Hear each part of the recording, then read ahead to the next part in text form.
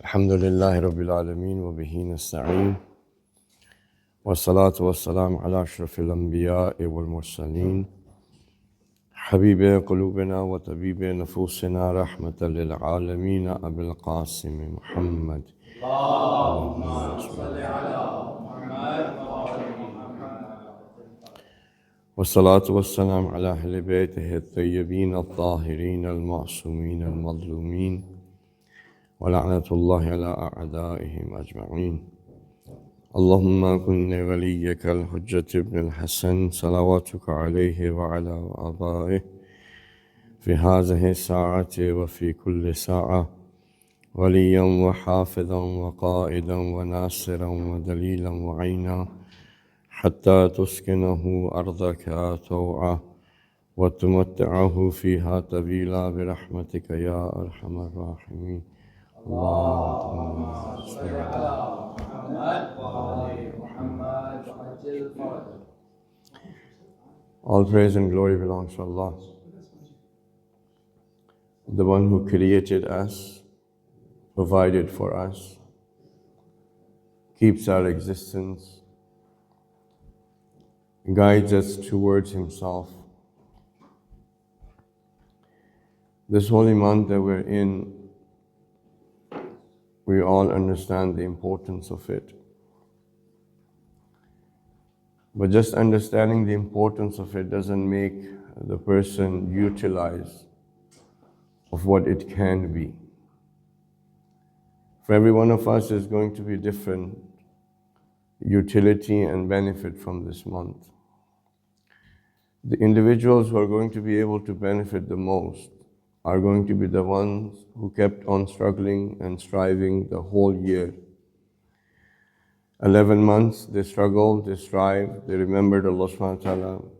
They were in the submission to the will of Allah subhanahu wa ta'ala.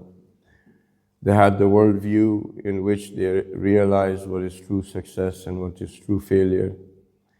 Their actions were performed sincerely, not for the sake of anyone else. They put in their stomachs the right risk or sustenance, which they acquired by the right means. They were kind and generous to their own families and to humanity or community at large. They understood what oppression is, and they understand who the oppressors are. They're not deceived by the deception of shaitan, nor they are deceived by the deception of their ego. Those individuals will benefit from this month the most. If the individuals who have not done this throughout 11 months, there will be special mercy that Allah subhanahu wa ta'ala has opened the doors for, but they will not be able to receive. The amount that they will be able to receive is of the struggle that they have done the 11 months before coming into this month.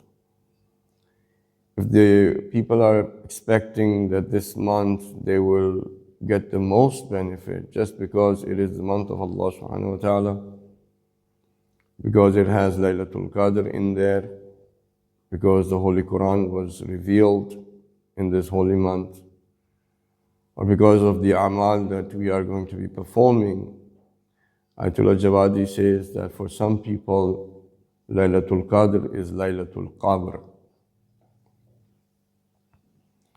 Qabr in Farsi is used for grave. So Laylatul Qabr means that it's the night of their grave, meaning they did not enter into this month alive, therefore that night that they will be spending perhaps awake all night is the same as they were to spend it in their grave. So now that we are already 11 months into this year and the month of my Ramadan is here, Allah subhanahu wa ta'ala wills we can try with humility first, and already 15 days or so have passed. With sincerity, we can ask Allah subhanahu wa ta'ala for forgiveness. that if we were to ask for forgiveness, it is the solution to all of our problems. We have traditions where people have come asking Ahlulbayt about financial issues, and they've told them that you need to do istighfar. People have come where they had difficulties related to their health. They've told them to do istighfar. We know in Dua Kumel that there are certain sins that block the blessings of Allah subhanahu wa ta'ala, bring down calamities. They become responsible for the dishonor of ours. The reason why sins become the barrier or locks for the special mercy of Allah subhanahu wa ta'ala to be bestowed upon us. Because in reality, that's what they are. They are barriers, they are hijab. They are poison. They are fire. When we look at sins, we think of sins as if we've committed something and then we will be sentenced on the Day of Judgment. Just like a person commits a crime, they know that they will be sentenced in the court of law. And then after that, they will be punished. There might be a possibility if they could hire a lawyer that could get them off of that crime that they have committed, then they have this hope that they will be saved. But a person who's taking poison doesn't think this way. A person taking or burning themselves does not think this way. A person who is blackening their heart or hardening their heart, ruining the divine nature that Allah subhanahu wa ta'ala has bestowed upon human beings, burying it, kad khaba man dassaha, does not think this way. That person knows that as soon as I will put fire, I will burn. As soon as I drink this poison, I will die. As soon as I harden my heart, I will lose my humanity. I will come out of the essence of being a human being. I might become lower than animals. For us, and when I say us, I'm included, we don't look at sins this way. No matter how much we will do the fadail of this month, the benefit to each individual will be based on the 11 months that they lived. We think that it's just going to be like a lottery, we win it by chance and we will have everything that this month has to offer. But as long as we're alive, we can just enter into it and we will be fine. Or we feel that because the devils have been imprisoned, we are not going to be inclined towards anything which is bad. That is not the case. Because the individual that is under the deception of shaitan is the one who has deceived and forgotten themselves first. It is when we forget about ourselves, it is when we deceive our own self that shaitan is able to do what it does. There are certain times that Allah subhanahu wa ta'ala have created that have the effect if a person is eligible. I'm stressing this point, and I've given you the solution and to myself, that if we haven't felt the spirituality, if we haven't felt ourselves elevated, if we haven't felt any difference between us as soon as the month started till now, there is an issue. And that issue is created by us. We cannot go back in time for 11 months now and change anything. But what we can do is the barriers and the poison and the fire and the darkness that we have created inside of us, we have the opportunity to ask Allah subhanahu wa ta'ala to help us in humility, not in arrogance. Not that we are content that we are a mu'min, or that we are content that we are an abid, or that we are content that we are a teacher, or that we are content that we are a scholar. No, with humility. Certain times Allah subhanahu wa ta'ala has created, they have more effect. For example, there is a tradition from the Holy Prophet that the rahbaniyah of my ummah is Salatul Layl. Rahbaniyah basically means if that a person was to remain in the state of meditation and focus for 24 hours, meaning they did not do anything but meditate, as the monks do. They are in their temple, they're in the mountains, all they're doing is just meditation. They're not going to work, they're not having their family, they are not distracted. They're sitting there, they're meditating. And some of them reach to the point where they can increase the body temperature of theirs, and their job is, in sub-zero temperatures, to dry off 3 sheets that are wet. It's put on them, and they can generate enough body heat to dry that. And in a day, they have to do 3 of those. And those monks have been documented. You can go and ask Sheikh Google and you'll find out. Sheikh Google is, because we ask everything from Sheikh, and even if Sheikh has said something, we still ask Sheikh Google to verify whether the Sheikh has said the right thing or not, right?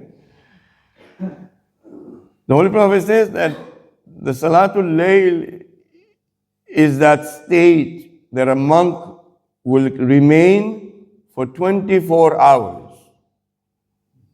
That from my nation, if someone was to recite the night prayers, they will have the same effect as that monk for 24 hours in a state of meditation and muraqabah. How long does it take? Well, you don't have to answer, because if you answer, that means you're reciting. No one needs to know. Doesn't take too long. If you think about it, it's not long compared to 24 hours, in which you have slept, you've eaten, you've gone to work, you have family, you've done all of these different things, but you're getting the same effect as if someone was to meditate and focus for 24 hours. Because when we become sort of modern Muslims, as some of us might claim to be, we tend to try to find the alternatives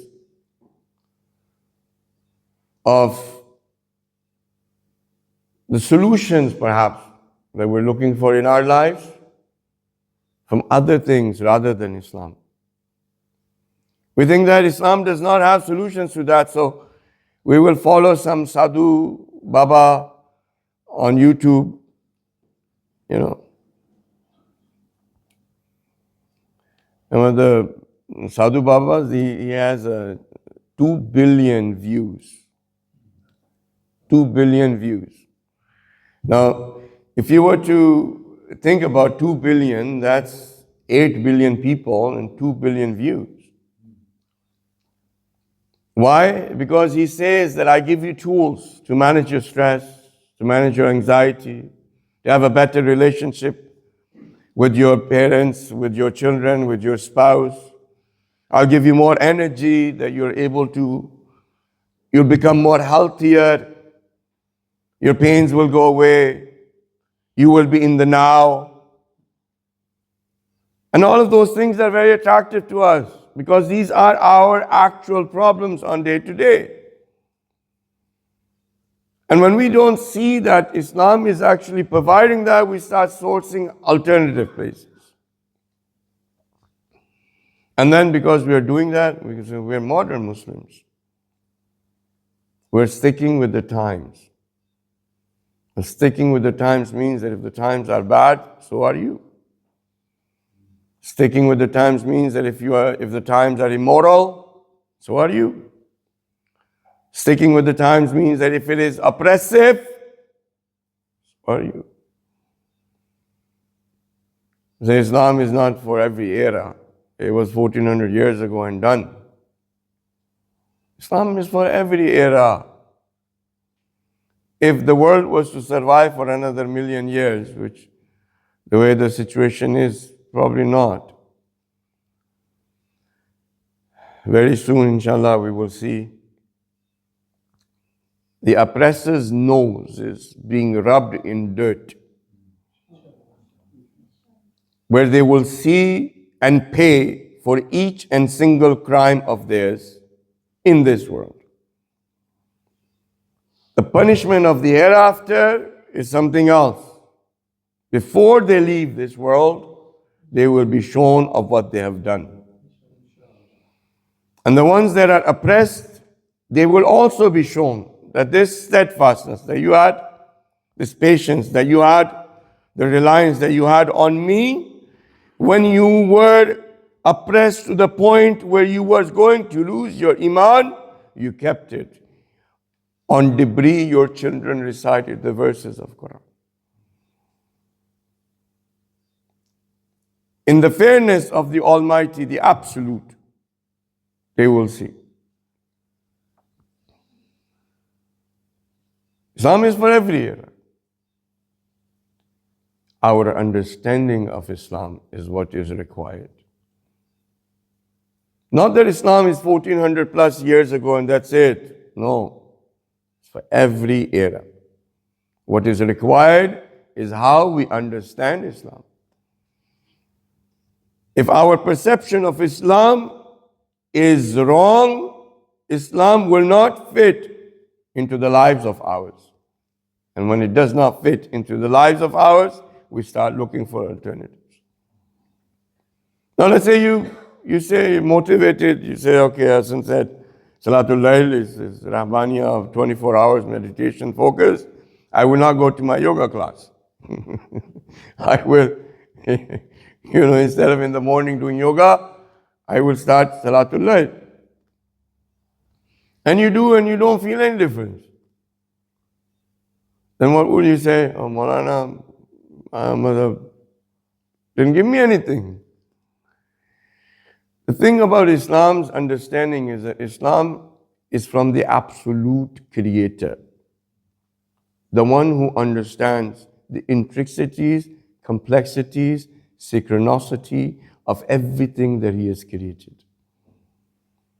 He knows what is the impact of each and single atom on the other atom. Therefore, either we take Islam in its entirety or we go and look at Islam from a secular mind. Things will not work.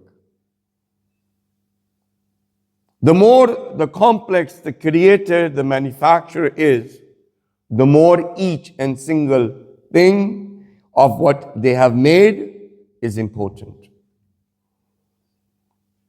If you were to take a look at a car, a spark plug is a very small thing. Take it out. You can go take it out. Will the car work? It won't work. A fuse. Such a small, tiny thing. I don't know if people who know about cars. Small thing. It's like this big. Has two metals, in between there is a swirl. If that little swirl's connection disconnects, you have a $150,000 car, won't work.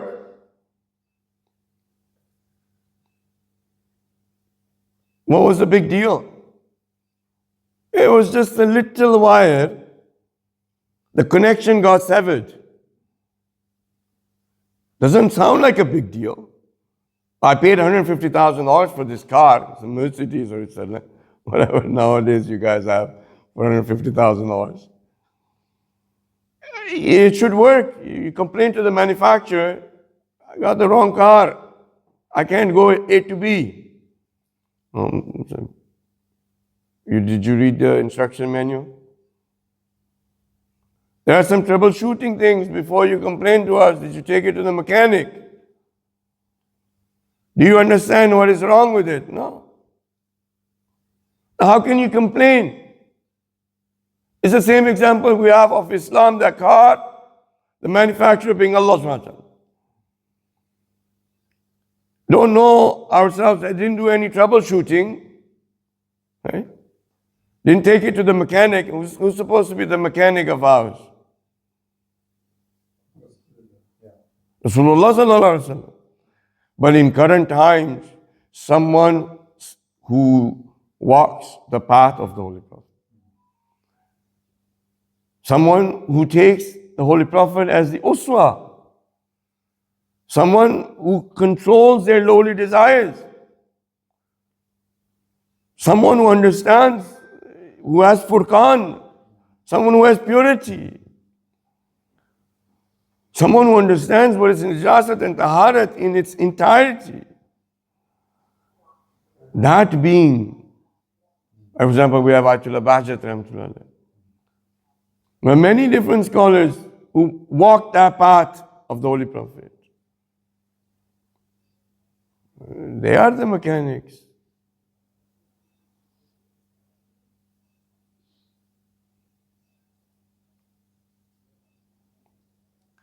But for us, the tabib of nafus is the wali of Allah subhanahu wa ta'ala, as the hujjat of Allah, as a representative of Allah subhanahu wa ta'ala. In the time that we are living in Ghaibat Kubra, those individuals are the ones that Imam Zaman al-Hassan has told us to go to. If we don't go to them, this is the state we will be. So the point that was that if we were to actually truly see the effects of Islam, we have to take everything. Because the complexity of Islam is such. It might seem like a very small thing to us, but actually it is just as important as any other thing in Islam. For example, since to make that point a bit further, I walk in, you look at me,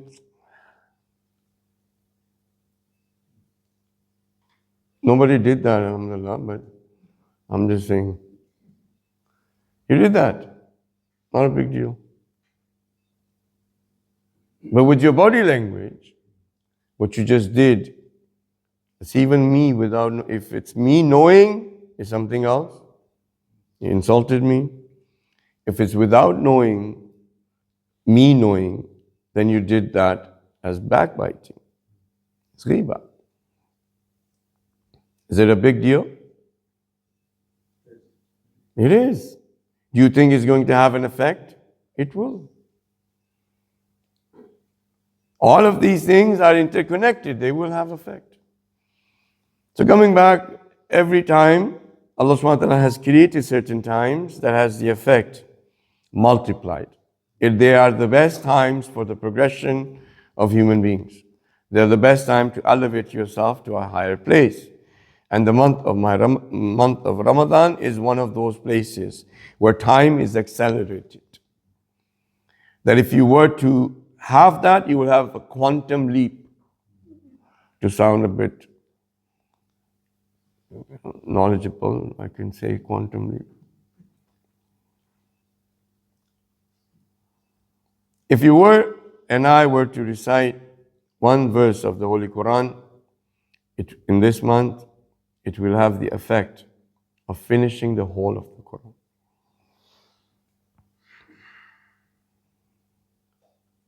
You can check Khutbah Shaban. The Holy Prophet said, if you were to recite one verse in this month of the Holy Quran, you will have the effect.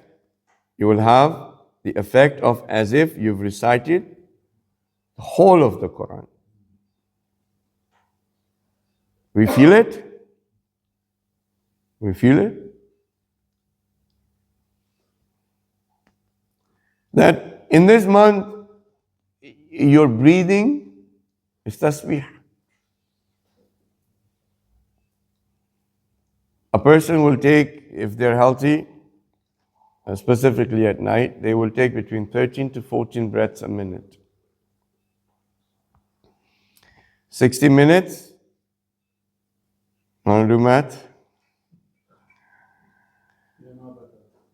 60 minutes, 1 minute, 10 times, okay. This person will be really, really healthy, but anyways. So 60 minutes, each minute 10 times, how much is it? 600? 600 breaths in an hour. And some of us sleep, mashallah. So I will round it off to 10 hours. 600 times. 6,000. Tasbih. Subhanallah, subhanallah, subhanallah, subhanallah, subhanallah. You have tasbihs in your hand, you say subhanallah, subhanallah, subhanallah, 100. Right? Then for 6,000, how many times do you have to still do? Well, you might feel something when you have the tasbih and you're saying, but when you get up, have you felt that way? There's 6,000 times you've said subhanallah. This is your breath. Your sleeping is worship in this month. That when you sleep in the state of fasting, it's worship.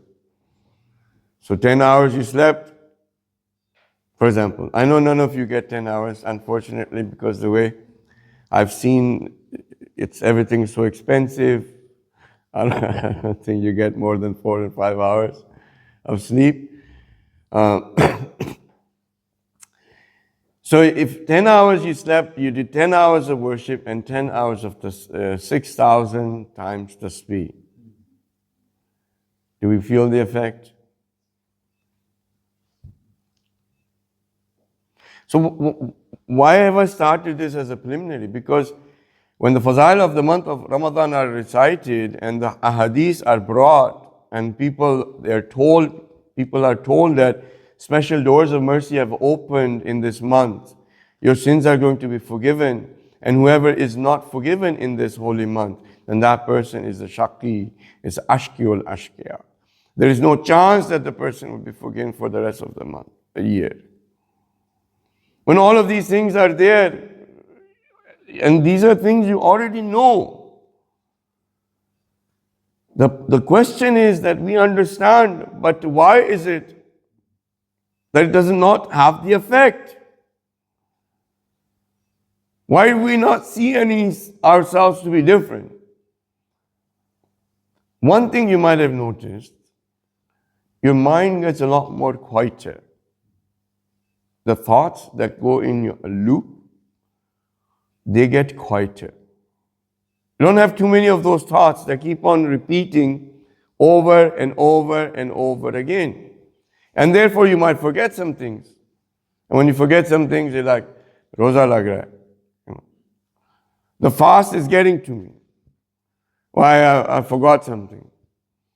Reason why you've forgotten something is because the loop thoughts are no longer there in the month of Ramadan. These loop thoughts are the thoughts that shaitan does to us. That he will repeat something like a broken record over and over and over and over and over and over and over again until you decide, okay, I'll do it. That is not there. And I'm sure if someone says no, that means that, I'm sure you've noticed that. Even children notice it. That they have this thing. And the effects of it you can see. In Islamic countries, you will find that the mosques are full. There is no room to sit down. Like the same mosque, you go after the month is finished, You'll see the same 1 or 2 rows. Nobody else. Where did those people go? They were here yesterday. Yesterday they were here. The next day they're gone. What happened? Something happened. Is when the devils, they come out from that prison, and those loop thoughts, those broken records, they start again. You find that these people are no longer able to come. They will have excuses. Right now, if there are a person making excuse not to come here, it's not from Shaitan. It's too late, it's too early, I can't do it, like this, that, the other, gotta go to work. And we have to go to work 11 months a year. No one's saying don't go to work, but we are doing that. We want spirituality to just appear. Just appear. Like, as if the door is going to open one day, your spiritual being. It doesn't happen this way. In order to achieve a certain level, we're going to be judged in front of all of humanity. If Allah subhanahu wa ta'ala was to give spirituality that way, then it's not fair on Ayatollah Qazi Rahmatullah. If you haven't heard his name, he was one of the individuals where it has been said that if the whole of the universe, if there was another Qazi, the whole of the universe would have to be created again, because nobody would be the same in this universe that is there. It will not be fair for Imam Khamenei that he spent all of his life struggling, took a burden on his shoulders that was the gravest and the hardest burden that a human being can bear.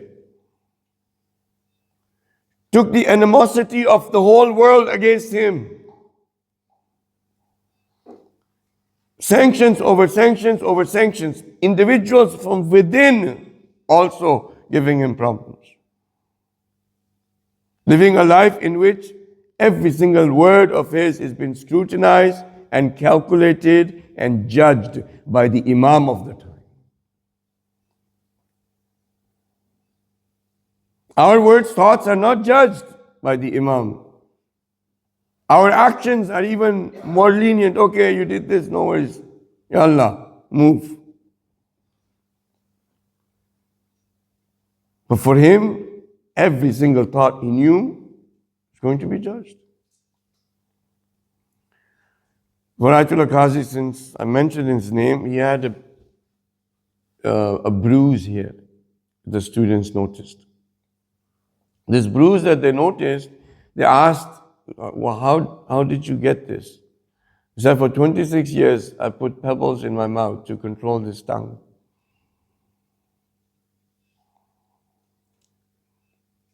So I can control this.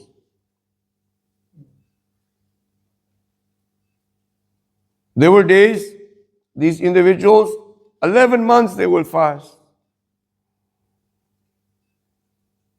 Their nights spent all night worship. Tasbih of Allah subhanahu wa ta'ala. Some of these individuals would go in ruku. It's snowing. The person closed the door, they're in ruku. It's snowing. Comes the next day, opens the door, the person is in ruku, and there is a few centimeters of snow on top of that person's back. And what do we want? Microwave spirituality.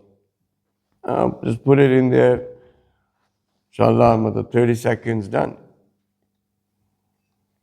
We cannot have it this way. It's a facilitation of environment which you will not have the next 11 months. And to be able to benefit from it, as I said, it's up to the individual. If you were to have an excuse, I am telling you that if you were to understand the beauty and the greatness and what is being served, Allah subhanahu wa ta'ala being the host, nobody will stay at home. Nobody. I don't know if anyone that you know here, let's say they happen to have a big house, they have all the resources, they have money, and they invite you for iftar in regards to the Holy Quran. These 30 points will give you and myself a perception or angles to be able to see the Quran differently. And then once we see it differently, we might be able to come out of our comfort zone or whatever we think of the Holy Quran, and perhaps the recitation and the rest of the things that we will be doing in this holy month. And for that sustenance that Allah subhanahu wa ta'ala has ordained for us, it is the Holy Quran. The Holy Quran in this month is the sufra, is the dastakhan, is the mat that Allah subhanahu wa ta'ala has put. And because the Holy Quran has every single thing that you and I need in regards to our spiritual sustenance, therefore it's not one thing, it's infinite things. Just like that rich person with all of that money who puts in everything on the table, Allah subhanahu wa ta'ala has put everything on the table, but where everything is in the Holy Quran. So inshallah, those 30 points, we'll try to see if we can do maybe 2 a day, if possible. But inshallah, whichever way, even if we don't, now that I've told you 30, if I hadn't said to you 30, then you would not know. But inshallah, we'll try our very best and we will go through those.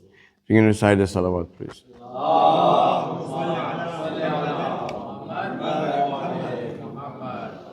So I will take maybe 10 or 15 minutes and then we can finish.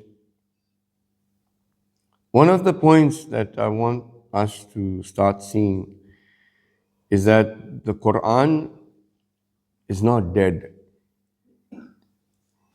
Quran is not an inanimate object. Quran is not just solid with atoms. Quran is not just paper and ink. Quran is actually alive. Because when Allah subhanahu wa ta'ala says that He has revealed the Holy Quran, if the mic is getting tired, your ears must be getting really tired. I will try to speak louder. It's okay. It's okay. No worries. Yes, no worries.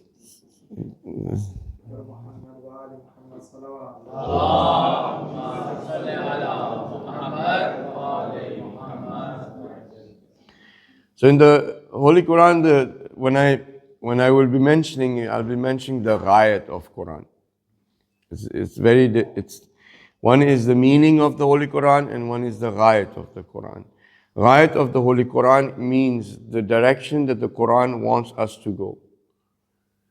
It is the reason why the verses are revealed, not because of the history like Shan and Nuzul, but why these verses are there to take us where.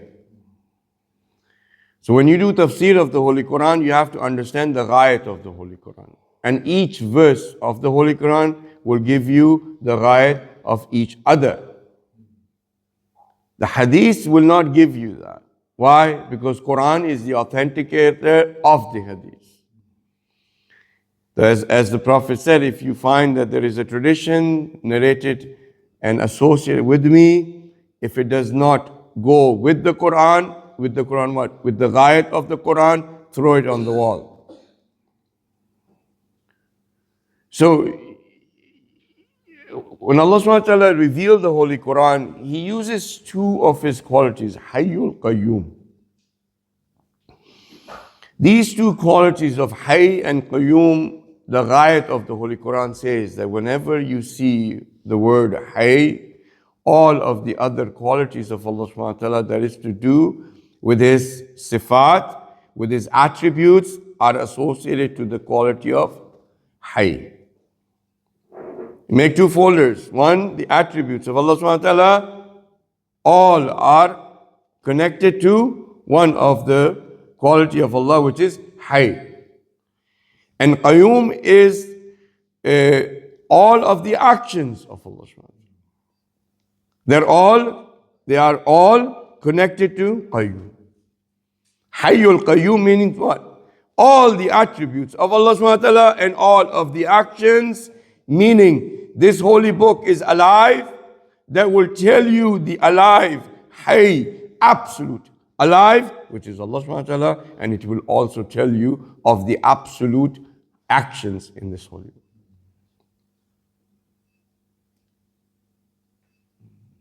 Something that is not alive cannot guide. Something that needs our protection cannot guide. Something that we have power over it cannot guide.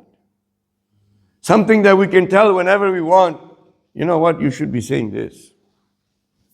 This is what we do. When we want to make a point, we'll bring a verse.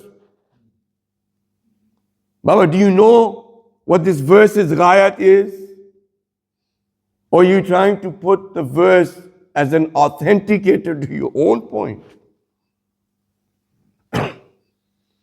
So we're utilizing Quran for our own points. We're telling him what to, cannot guide you. If you were to tell the guide how to guide you, cannot guide you. And also tells you you don't need guidance.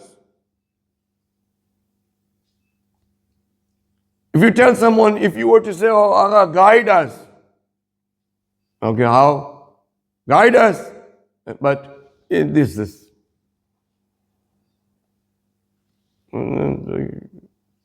You're guiding me? You know the backseat driver? You guys have been backseat drivers? The steering wheel is in the driver's hand. Baba, just be quiet. Trust him. He'll take you. Oh no, watch out, the car's coming. Wait. And what happens? Are you guys okay with that?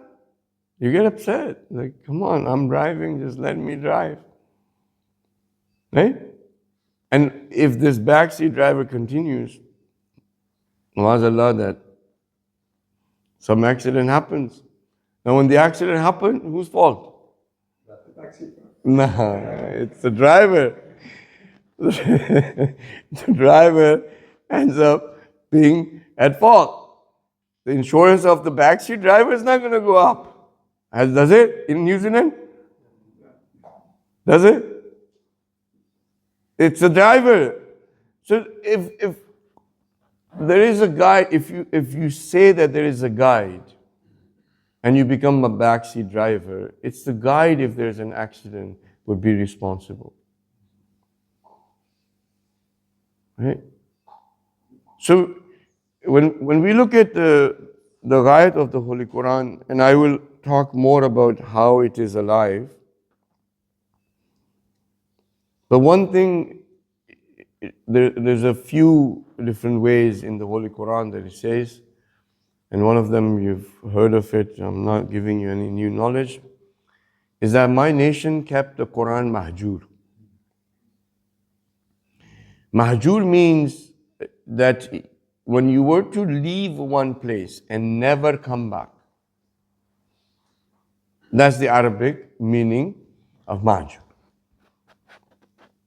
If you were to go back, like for example, you came from Pakistan, you haven't done hijrat. It's Arabically. You haven't done hijrat. If you go every other week every other year, it's not hijrah. It is as if you never go back, then it is.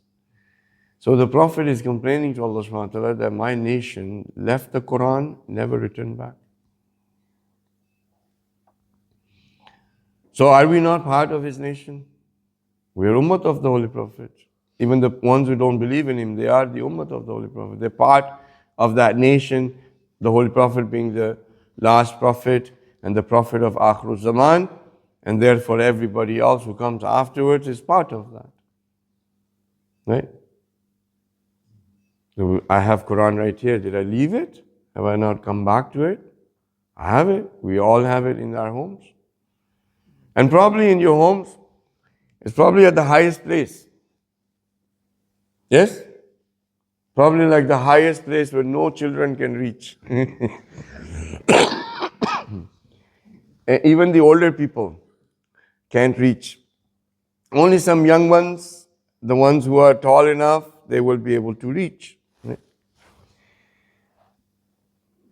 That level of respect is good, but this